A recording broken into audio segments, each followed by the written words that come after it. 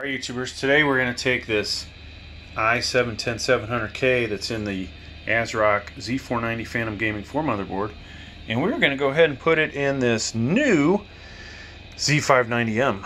So this is also ASRock Z590M Phantom Gaming 4, and we've got an 11th gen CPU on the way, but you know what? In the time being, we want to make sure we use this, and so we'll go ahead and make a video here showing the installation. So I'm just going to basically take this guy out of here. You know, normally you would have to get it out of the plastic packaging. I'm going to come over here and I'm going to lift this up, and we'll check these out, make sure they look good. Now I've got this oriented the same way, but you know what you're going to want to notice, you got that little mark there on the board, the CPU. You will want to line it up with the triangle on this plastic piece, okay? Now a lot of boards will have other markings on them. This one does not. And then the frame itself has a little triangle, if you can see that. Alright, so let's go ahead and take this out. Now of course, if you're smart, you use electrostatic gear. If you're not, you won't. Of course, I'm in Africa. Like I've said in many of my videos, there's really no static electricity where I'm at. Okay, you guys might have missed part of that action there, but it's in there. And just visually, you know, check it out. You don't want to press too hard on it if it's not lined up.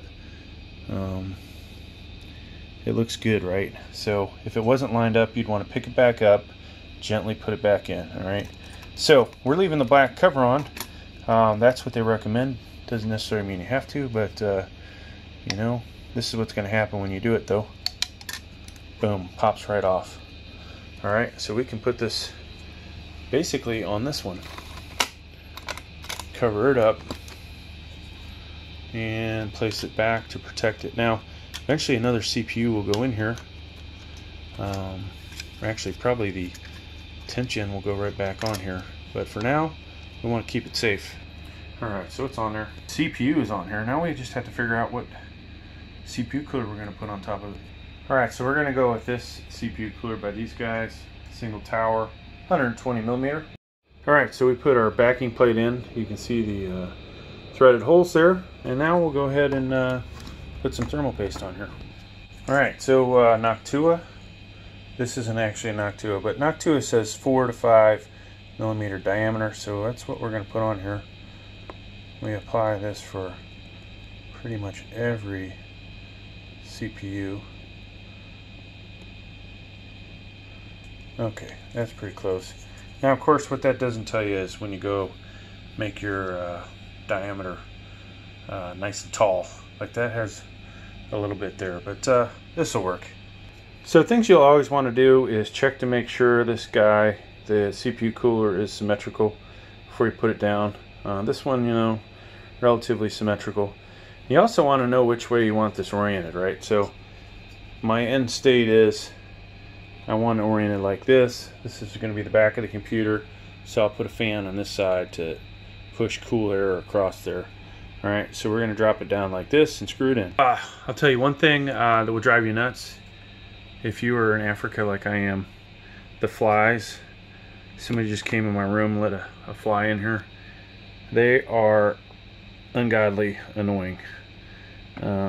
So if you hear me smacking myself while I'm trying to do this, that's why. Alright, so basically what we're going to do is try and get a couple threads on this, and you want to make sure it's normal to the surface. So coming in a couple threads, and we're going to go straight across to the other side. Try and bring this straight down, normal. Then we're going to go all the way around and do these. Alright, so now that I've gotten a few threads on, I'm going to keep going around and around. This is, you know, not really the best CPU cooler in the world. I'm a big Noctua fan.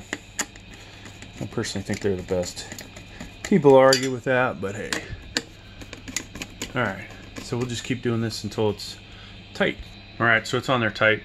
So honestly, you know, we could put the CPU cooler on, but probably the next best thing, and that flies back bugging the hell out of me, is to go ahead and put the RAM on there so you can see how the RAM's going to sit in there. Alright, so we're putting a couple sticks of RAM in here, going all the way to the back to make sure we don't have the interference with the fan. Alright, so that's in. We'll put the fan in next. A couple things with your fan. Flies back. You'll want this part of the cooler to end up on this end near the fan header. And one thing that's nice about this is these things go on super easy compared to some other fans.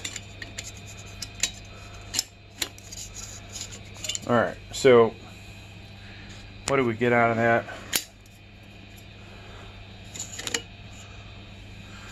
There we go. So you can see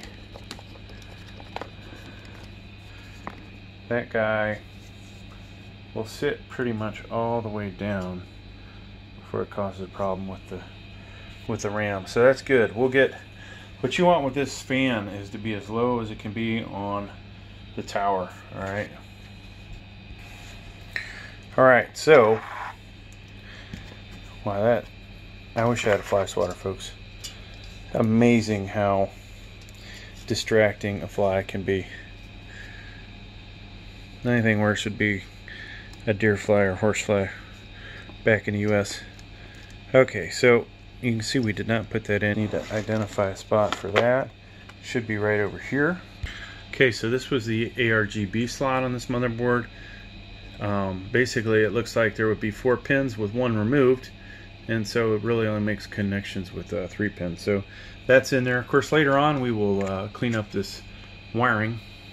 So not to say we're spoiled, but we do have dual EVO 980 Pros.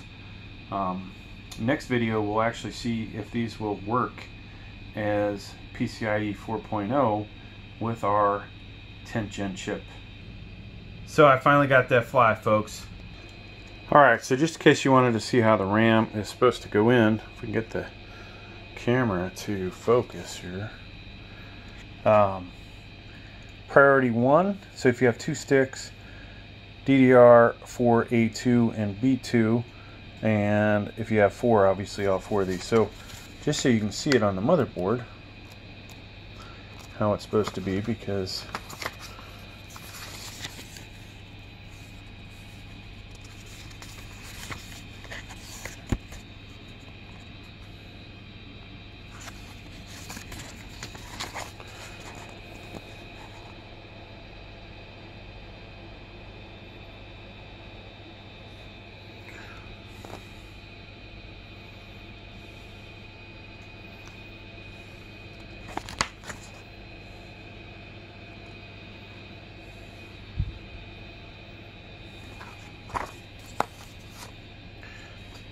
hey folks, so this is A2 and B2.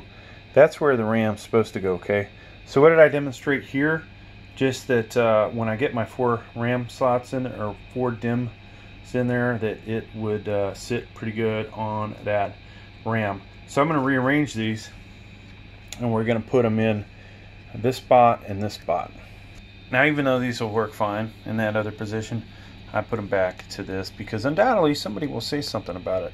And just so you can see it, under this ginormous monster is the other 2 RAM slot RAMs that are going to go into this motherboard. Alright, so just so you can see what one of the M.2s looks like, this is your PCIe 4.0 one. And we're going to go ahead and put in a second one, which this is not going to be PCIe 4.0, but PCIe 3.0. So why am I putting this awesome 980 Pro in here? That's a good question, folks. So basically we're going to just screw that in. Yeah, I'll replace it eventually, but that happens to be an extra 1 terabyte of storage, so that's why we're putting it in there. So there you go, folks. That's the video installing the i7-10700K into the Z590M. Keep a lookout for more videos. We'll go over the BIOS as soon as we get this fired up, and we'll also have another video where I show you will that actually work as PCIe 4.0. I'll do another one. Maybe I'll do them in the same video, but graphics cards wise, will that work as well? So thanks for checking out the video. Please like, please subscribe. Thank you.